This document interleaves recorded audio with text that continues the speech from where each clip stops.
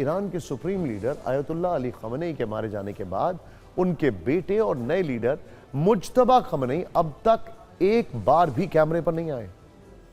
दूसरी वजह, खamenei के मारे जाने के 6 दिन बाद मुज्तबा की ओर से पहला बयान आया, लेकिन वो भी उन्होंने खुद नहीं दिया था, बल्कि ईरान के न्यूज चैनल की एक एंकर ने उसे पढ़कर सुनाया था। मुज्तबा खamenei वाले सस्पेंस की तीसरी वजह, कल एक ऑडियो आया जिसे ईरान की ओर से जारी किया गया था। दावा है कि यह ऑडियो मुज्तबा खamenei का है, लेकिन कोई वीडियो सामने न आने से पुष्टि नहीं हो सकी कि यह कितना असली है।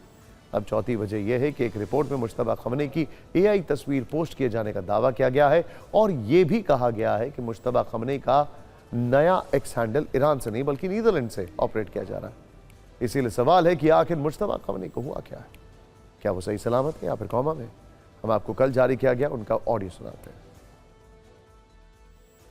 बदला तब तक जारी रहेगा जब तक कि वो पूरी तरह से हासिल ना हो जाए। ईरान अपने नुकसान का दुश्मन यानी अमेरिका से हर्जा न लेगा। अगर अमेरिका इनकार करता है तो ईरान उसकी संपत्तियों से वसूल करेगा या उन्हें उसी हद तक नष्ट कर देगा। युद्ध रुकने तक हॉर्मुज स्ट्रेट बंद ही रहेगा और सेना को इसका पूरा इस्तेमाल करना चाहिए। हालांकि अब एक सवाल आयतुल्लाह अली खamenei की पत्नी को लेकर भी आ गया है। बड़ा इंटरेस्टिंग है, जरा ध्यान से देखिएगा। अब आपको इसमें जो डिटेल सामने आ रही है वो देखनी चाहिए, जिसमें ईरान की ओर से एक चौंकाने वाला दावा किया गया है कि अली खamenei की पत्नी जिंदा है और ठीक है। ये रिपोर्ट तब आई है जब गुरुवार को ही मुज्तबा का एक ऑडियो आया था जिसमें उन्होंने अपनी मां की मौत का जिक्र नहीं किया था। उसी के बाद इस्लामिक रेवोल्यूशनरी गार्ड कॉर्प्स यानी IRGC के मुखपत्र फार्स न्यूज ने एक बड़ा दावा किया है।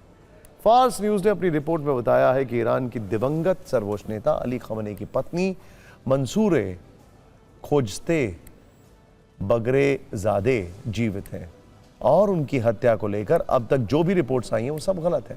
हालांकि उन्हें लेकर दावा था कि मंसूरे खोजताए पहले ही दिन इजराइल और अमेरिका के हमले में आयतुल्लाह अली खamenei के साथ मारी गई थी। वैसे आपको एक बात बता दें, ऐसे बहुत सारे दावे जब पिछली बार ईरान पर हमले हुए थे तो किए गए थे, लेकिन उसके बाद जब हमले ख़त्म हो गए, सीज फायर हो गया, तो एक रैली में जिनके ऊपर दावा किया गया था वो सब उस रैली में दिखाई दे रहे थे।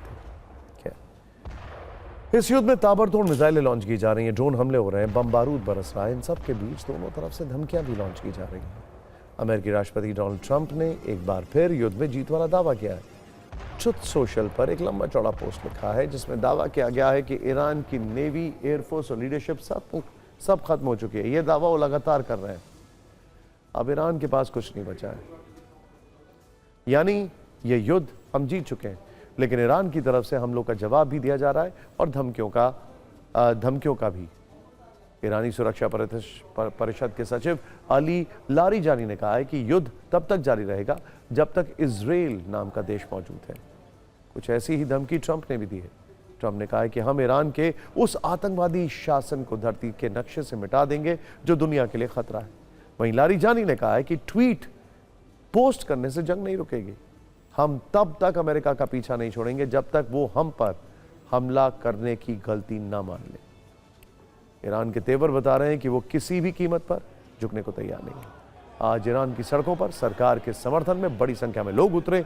इन लोगों ने अमेरिका के खिलाफ नारेबाजी की। लोगों के साथ खुद राष्ट्रपति मसूद पेजेश्किन, सुरक्षा परिषद के सचिव अली लारीजानी और IRGC के सैन्य कमांडर अहमद रेजा आदान भी मौजूद रहे। प्रदर्शन के दौरान सार्वजनिक तौर पर अमेरिका के खिलाफ बयान दिए गए। युद्ध शुरू होने के बाद ये पहली बार है जब राष्ट्रपति और इतने बड़े सैन्य कमांडर सार्वजनिक तौर पर दिखे। बेसिकली ये ओपन चैलेंज था। ईरान इसके जरिए यह भी बताना चाहता है कि शासन अब भी मजबूत है और जनता एकजुट है। इस दौरान अमेरिका को क्या नसीहत दी गई, आप देखें।